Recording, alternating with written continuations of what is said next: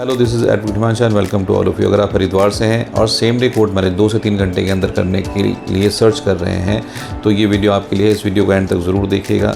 इस वीडियो में आपको बताऊंगा कि आप कहां से सेम डे 2 से 3 घंटे के अंदर कोर्ट मैरिज कर सकते हैं, क्या प्रोसीजर रहता है, कितनी उम्र होनी चाहिए, क्या क्या डॉक्यूमेंट चाहिए। तो इस वीडियो में आपको पूरी जानकारी मिलेगी, तो इस वीडियो को एंड तक ज़रूर देखिएगा। तो सबसे पहले बात करते हैं एज की। एज कितनी होनी चाहिए? एज लड़की की 18 कंप्लीट होनी चाहिए, लड़के की 21 कंप्लीट होनी चाहिए। एज का ध्यान रखें कि एज इतनी ही होनी चाहिए, इससे ऊपर हो, इससे कम नहीं होनी चाहिए, क्योंकि ये मिनिमम एज लिमिट है जो कि एक लड़का और लड़की की एज होनी चाहिए। अब दूसरी बात करते हैं कि डॉक्यूमेंट्स क्या क्या चाहिए। डॉक्यूमेंट्स में नॉर्मल डॉक्यूमेंटेशन होती है, जैसे कि आपके Aadhaar card, driving licence, PAN card, passport, जन्म प्रमाण पत्र, मार्कशीट, टीसी, जो ट्रांसफ़र सर्टिफिकेट, लिविंग सर्टिफिकेट जिसमें आपकी उम्र बताई गई हो, जिसमें आपका आईडी हो, तो ये नॉर्मल डॉक्यूमेंट हैं। और इन्हीं डॉक्यूमेंट्स के अंदर से कोई भी 2 डॉक्यूमेंट, जिसमें से एक आईडी प्रूफ में और दूसरा एज प्रूफ के अंदर लिया जाता है। अब बात ये करते हैं कि ये कहाँ से आप परफॉर्म कर सकते हैं और कैसे ये हो सकता है, और ऐसा क्यों होता है कि हर कहीं जगह पर ऐसा नहीं हो सकता है। क्योंकि कई जगह ऐसा भी होता है कि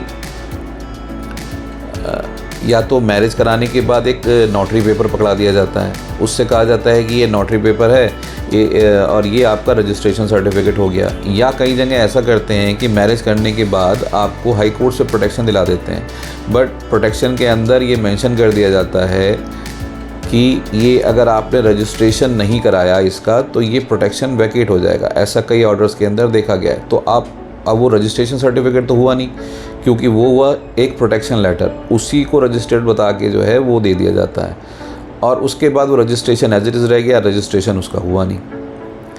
तो उस चीज़ के अंदर कन्फ्यूजन आ जाती है, वो वैलिड नहीं होता। क्योंकि कई जगह फिर आप आर्य समाज लेके जाओगे, वो बोलेंगे जी आपने सिर्फ आर्य समाज करी, इसका रजिस्ट्रेशन नहीं कराया।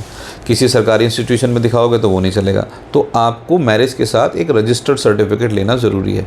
सबसे पहले अपनी मैरिज का रजिस्ट्रेशन कराएं, उसके बाद प्रोटेक्शन लेने के लिए जाएँ।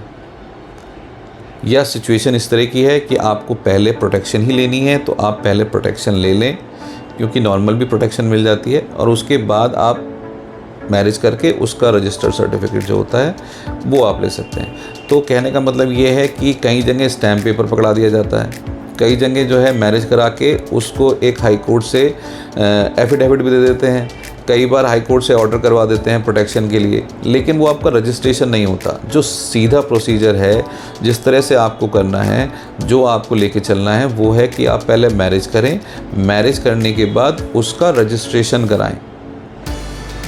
जब दोनों सर्टिफिकेट आपके पास हैं तब वो मैरिज और उसका रजिस्ट्रेशन, तब वो प्रॉपर मैरिज और उसका रजिस्ट्रेशन होता है। इसके लिए दोनों एक ही धर्म के होने चाहिए। जो मैंने आपको प्रोसीजर बताया कि आप 2 से 3 घंटे के अंदर सेम डे कर सकते हैं, तो उसके लिए दोनों का धर्म एक ही होना चाहिए। तो दोनों हिंदू हो या दोनों मुस्लिम हो, दोनों एक ही धर्म के हैं। तो डॉक्यूमेंट मैंने आपको बता दिया, एज मैंने आपको बता दिया। अब आप कहाँ से कर सकते हैं ये भी आपको बता देते हैं। आप उसके लिए आपको दिल्ली NCR आना पड़ेगा।